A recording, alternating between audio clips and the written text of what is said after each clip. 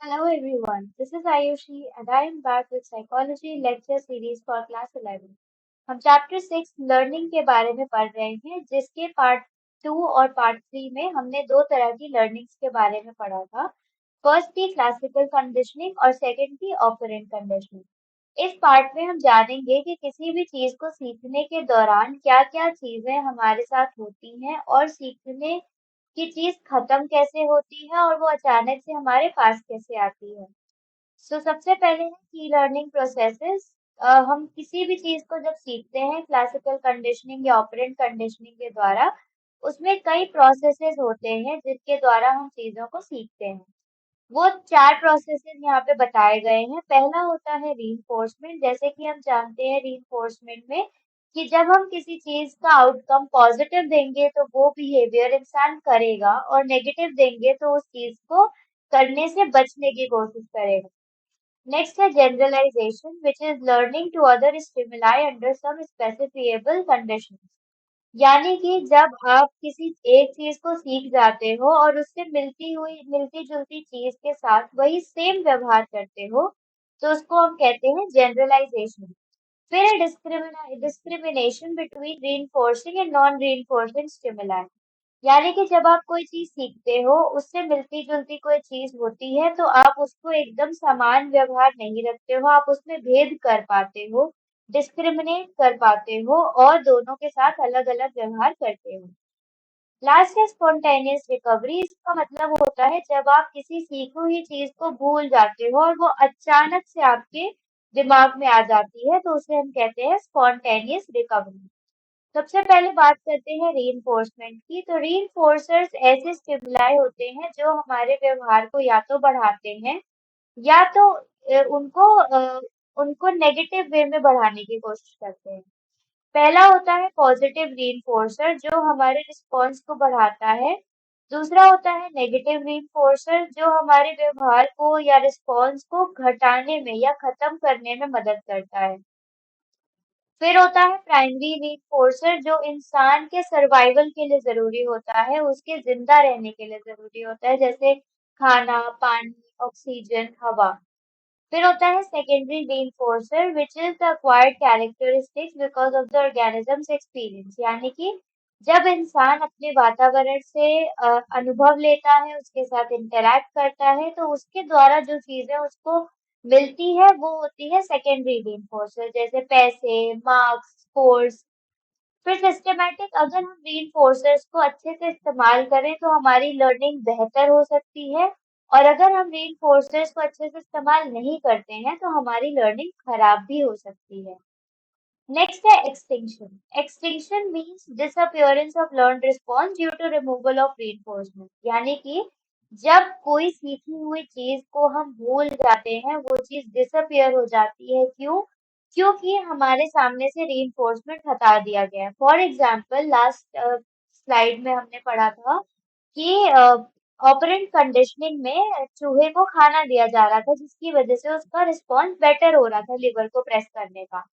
तो अगर रीइंफोर्समेंट जो कि खाना है वो चूहे को ना दिया जाए तो चूहा धीरे धीरे जो वो सीखा हुआ व्यवहार है वो करना बंद कर देगा, यानी वो लिवर प्रेस करना छोड़ देगा। तो उसे कहेंगे हम एक्सटिंक्शन। अगर और जैसे क्लासिकल कंडीशनिंग में सीएससीआर नहीं फॉलो होता है, यानी कि जब हम क्लासिकल कंडीशनिंग में डॉग को खाना देने से पहले घंटी नहीं बजाते हैं या घंटी बजाने के बाद उसको खाना नहीं देते हैं, या ऑपरेंट कंडीशनिंग में अगर वो खाना जैसे चूहे के प्लेट में नहीं आता है, तो इन दोनों परिस्थितियों में जब भी किसी इंसान को कॉन्सिक्वेंसेस नहीं मिलेंगे तो उसका जो सीखा हुआ व्यवहार है, लर्न्ड रिस्पॉन्स है, वो खत्म हो जाएगा, डिसअपियर हो जाएगा। लर्निंग जो होती है, जब भी हम कोई चीज को सीखते हैं, वो रेजिस्टेंस टू एक्सटिंक्शन दिखाती है कुछ परिस्थितियों में। रेजिस्टेंस टू एक्सटिंक्शन का मतलब होता है कि सीखी हुई चीज को खत्म ना होने देना। यानी कि जो सीखी हुई चीज है वो अगर रीइंफोर्समेंट भी उसको नहीं मिलता है तब भी वो कुछ समय तक रहेगी इंसान के दिमाग में और वो उसी हिसाब से व्यवहार करेगा। ऐसा माना जाता है कि जब रीइंफोर्समेंट ट्रायल्स, यानी कि अगर हम किसी चीज को बार बार दोहराते हैं तो रेजिस्टेंस बढ़ता है, जिसकी वजह से इंसान चीजों को नहीं भूलता है इतना जल्दी। जब हम रीइंफोर्समेंट्स को बढ़ाते हैं या ट्रायल्स को बढ़ाते हैं तो हमारा रेजिस्टेंस बढ़ता है। जब हम अमाउंट ऑफ रीइंफोर्समेंट को बढ़ाते हैं, यानी कि जब हम फॉर एग्जांपल चूहे को खाना मिलता है तो उस खाने को हम ज्यादा दें जिससे चूहे का पेट भरे, तो उसकी वजह से रेजिस्टेंस टू एक्सटिंक्शन होता है। चूहा वो चीज जल्दी सीखता है और वो चीज देर तक रहती है। फिर है, अगर रीइंफोर्समेंट किसी भी चीज ऑर्गेनिज्म को देर से दिया गया है तो एक्सटिंक्शन के रेजिस्टेंस बढ़ जाता है, क्योंकि फॉर एग्जांपल अगर आपको कुछ समय के लिए खाना बाद में दिया गया और खेल के आए हो तो आपको लगेगा कि आपको मिलेगा ही, तो आप वो रिस्पॉन्स जो है खाने की भूख के लिए, वो रिस्पॉन्स आपके शरीर में बरकरार रहेगी। नेक्स्ट है जनरलाइजेशन एंड डिस्क्रिमिनेशन। जनरलाइजेशन का मतलब होता है the phenomena of responding similarly to similar stimuli, यानी कि जब आप किसी दो चीजों को एक मानकर उसके साथ सेम व्यवहार करते हो लेकिन वो दोनों चीजें अलग हैं। फॉर एग्जाम्पल अगर एक बच्चा किसी चूहे से डरता है तो वो चूहे जैसा दिखने वाला कोई और जानवर अगर उसके सामने आया तो वो उससे भी डर जाएगा, सेम व्यवहार करेगा, तो इसको हम कहेंगे generalisation. When a learned response occurs or is elicited by a new stimulus, यानी कि जब कोई नया स्टिमुलस है और उसके साथ हम किसी पहले स्टिमुलस के जैसा बर्ताव कर रहे हैं, होगा जनरलाइजेशन। डिस्क्रिमिनेशन जनरलाइजेशन का उल्टा होता है। डिस्क्रिमिनेशन का मतलब होता है कि हम दो चीजों में भेद कर पा रहे हैं और उन दोनों के साथ सेम व्यवहार नहीं कर पा रहे। फॉर एग्जाम्पल अगर एक बच्ची है वो दाढ़ी वाले इंसान से डरती है और तो और अगर उसके सामने कोई और आदमी आ जाए जिसकी दाढ़ी नहीं बड़ी है लेकिन उसके बाल लंबे हैं, तो वो दोनों इंसान में भेद नहीं कर पा रही है और उनके साथ उनको उन दोनों से डर रही है।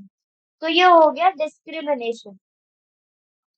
अगर वो लड़की दोनों में भेद कर पा रही है, यानी कि वो दाढ़ी वाले आदमी से डर रही है और बड़े बाल वाले आदमी से नहीं डर रही है, तो ये डिस्क्रिमिनेशन है, वो दोनों में भेद कर पा रही है। लेकिन अगर वो दोनों आदमी से डर रही है, दाढ़ी वाले आदमी से भी और लंबे बाल वाले आदमी से भी, तो वो दोनों में भेद नहीं कर पा रही है, इसको हम कहेंगे जनरलाइजेशन।